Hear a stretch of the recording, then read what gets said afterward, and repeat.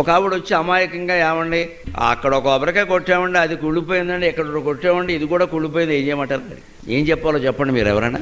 నాకు జాలేసింది నిజంగా. పెద్ద వయస్సు ఆవిడకి ఏదో మనసులో శంక ఉంది. అంటే పాపం ఆవిడకి బెంగ ఏమిటంటే ఈ కొబ్బరికాయ కుళ్ళిపోవడం అనేది మనకి జరగబోయే అశుభానికి ఏమన్నా సూచనేమో. ఎంత గుడ్డి నమ్మకం ఉండేది. మన జీవితం ఇంత చేస్తే కొబ్బరికాయ మీద ఆధారపడి ఉందా? ఇక్కడే ఎందుకు అని ఆలోచించాలి. కొబ్బరికాయ కుళ్ళిపోవడానికి నీ జీవితం కుళ్ళిపోవడానికి సంబంధం ఏంటి? ఎందుకు ఇలా ఆలోచిస్తున్నావు? పైగా మనం కొట్లో కొనేటప్పుడు దేవుడి కోసం అంటే మంచి కొబ్బరికాయ కొంటాం, కానీ కుళ్ళిపోయింది కొనమే. మనం కావాలని చిత్తశుద్ధితో దేవుడికి మంచి కొబ్బరికాయ కొట్టాలని మనం ప్రయత్నం చేసినప్పుడు అదేదో అనుకోకుండా లోపల కుళ్ళిపోతే మనమేం చేస్తామండి? అది అమ్మేవాడికి తెలుసా, మనకి తెలుసా? అలాగనే ఏమండి దేవుడికి తెలుసు కదండి, నా చేతికి మంచి కొబ్బరికాయ ఇచ్చేలా చేయొచ్చు కదండి. దేవుడికి వేరే పని ఏమి లేదా? నీ కొబ్బరికాయ లెక్కెట్టుకుంటూ కూర్చుంటాడా?